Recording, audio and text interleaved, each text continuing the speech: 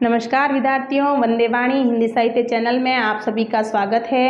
कल की क्लास में हमने स्वरों के बारे में पढ़ा था। स्वरों को कितने भागों में बांटा गया ये पढ़ा था और हमने स्वरों को दो भागों में बांटा था, जिसमें पहला है ह्रस्व स्वर, दूसरा है दीर्घ स्वर। लेकिन हमने एक तीसरा स्वर और भी बताया था जिसे प्लुत स्वर कहते हैं। जैसे संस्कृत में उसका ज़्यादा उच्चारण होता है, तो हमने बताया कि जो ह्रस्व स्वर है उसकी जो मात्रा है वो एक मात्रा होती है, यानी कि उसकी मात्रा एक मात्रा काल होता है, जबकि दीर्घ स्वर में दो मात्रा काल होते हैं और प्लुत स्वर में दो मात्राओं से अधिक समय लगता है, जिसमें ओम की ध्वनि आती है। मैंने आपको ओम की ध्वनि बताई थी और जिस प्लुत स्वर को हम जो है हिंदी का जो संख्या है 3 उससे दर्शाते हैं और उसे प्लुत स्वर कहते हैं। आज की क्लास में विद्यार्थियों हम व्यंजन के बारे में पढ़ेंगे कि व्यंजन कौन कौन से हैं, व्यंजनों का वर्गीकरण किस प्रकार किया गया है और अल्प प्राण कौन से हैं, महाप्राण कौन से हैं और सघोष कौन से हैं, अघोष कौन से हैं, पार्श्विक कौन से हैं, प्रकंपित कौन से हैं, उत्क्षिप्त कौन से हैं। तो शुरू करते हैं हम आज की क्लास। तो विद्यार्थियों सबसे पहले हम व्यंजन की परिभाषा देते हैं। जो वर्ण स्वरों की सहायता से बोले जाते हैं उन्हें व्यंजन कहते हैं, या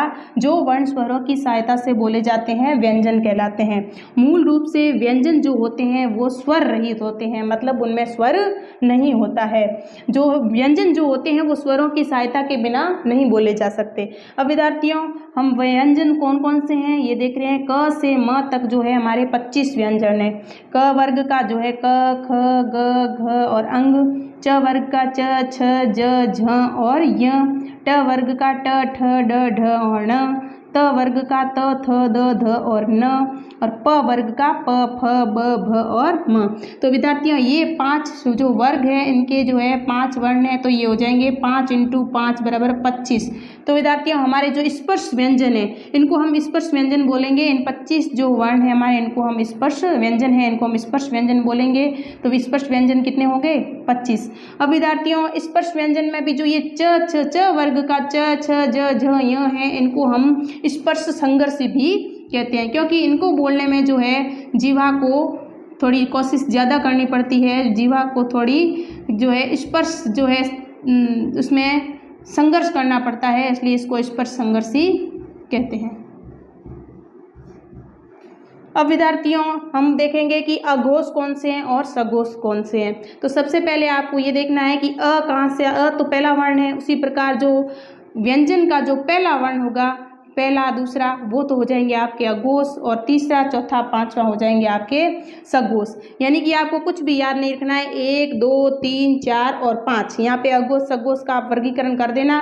इसमें अघोष पहले लिख देना और सघोष बाद में लिख के उसमें 1 2 3 4 5, तो आपको पता चल जाएगा कि वर्ग का जो पहला और दूसरा व्यंजन है वो अघोष है और तीसरा चौथा पांचवा व्यंजन है वो सघोष है। फिर विद्यार्थियों अल्प प्राण और महाप्राण कैसे आप पता लगाएंगे? तो अल्प मतलब भी छोटा होता है, या अल्प मतलब अ पहले आता है, तो अपन को ऐसे भी याद रखना है कि पहला वर्ण भी किस में आएगा? अल्प प्राण में आएगा।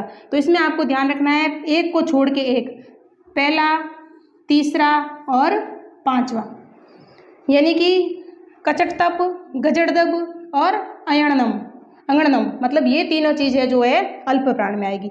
फिर है महाप्राण। महाप्राण में विद्यार्थियों दूसरा और चौथा जो पीछे बच गए वो महाप्राण में आ जाएंगे। अब विद्यार्थियों आपको बताएं कि ये य, र, ल, व है, ये अंतस्थ व्यंजन कहलाते हैं और इनमें भी य और व इन दोनों को हम अर्ध स्वर कहते हैं, क्योंकि इनको बोलने में जो है वो स्वर से थोड़ा सा ही ज़्यादा समय लगता है। इसको भी हम आसानी से, इन दोनों वर्णों को हम आसानी से बोल सकते हैं, इसलिए इनको भी अर्ध स्वर कहा जाता है। अब है श, ये तालव्य स है और ये मूर्धन्य है, ये दंत्य स है। इनको बोलने में थोड़ा क्या होता है, सीटी जैसी ध्वनि निकलती है। जब हम इनको बोलते हैं स श श श, सीटी जैसी ध्वनि निकलती है, इसलिए इसको ऊष्म, क्योंकि इसमें घर्षण ज़्यादा होता है, ऊष्मा की तरह। जैसे व्यंजन जब हम बोलते हैं तो घर्षण ज़्यादा होता है, इसको ऊष्म व्यंजन कहते हैं। तो ये ऊष्म व्यंजन में आपके श श श ह चारों आएंगे। उसके बाद में हमने बताया कि ड और ढ जो ये उत्क्षिप्त कहलाते हैं, क्योंकि इनको बोलने में जो जीवा है एक बार झटके के साथ ऊपर जाती है और दूसरी बार झटके के साथ नीचे गिरती है। उत्क्षिप्त का मतलब होता है फेंका हुआ, मतलब झटके के साथ जिस चीज़ को हम जैसे उछाला गया हो। ड और ढ, ड ढ, जैसे हम ड ढ बोलेंगे तो ये जीभ हमारी झटके के साथ एक बार ऊपर जाएगी और एक बार नीचे आएगी। अब र विद्यार्थियों प्रकंपित, जिसे लुंठित भी कहते हैं, क्योंकि र को बोलने से हमारी जीभ जो है झंकृत होती है। र बोल के देखिए, देखिए र र बोलते ही हमारी जो जीवा है वो झंकृत होती है और वो गोल हो जाती है, एकदम बेलनाकार हो जाती है, इसलिए इसे लुंठित भी कहा गया है। ल विद्यार्थियों, ल को पार्श्विक व्यंजन कहते हैं, क्योंकि ल को जब हम बोलते हैं तो जीवा के दोनों ओर से हवा पार हो जाती है, क्योंकि मुख विवर से जो जीवा जो होती है वो दांतों के और दांतों से जस्ट ऊपर मसूड़ों के लगी होती है। ल बोलते हैं, बोल के देखिए ल। तो जब हम ल बोलते हैं तो जीवा तो वहीं की वहीं रहती है, लेकिन उसके पार्श्व से उसके दोनों ओर से हवा पार हो जाती है।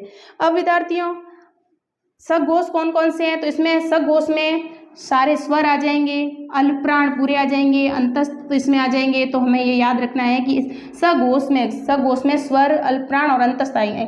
सघोष का मतलब होता है घोष, नाद, गूंज, मतलब इसको बोलने में थोड़ी क्या कहते हैं, नाद होता है, मतलब वो स्वर निकलता है, इसलिए इसको सघोष कहते हैं। लेकिन अघोष में कोई भी नाद या ध्वनि नहीं होती है।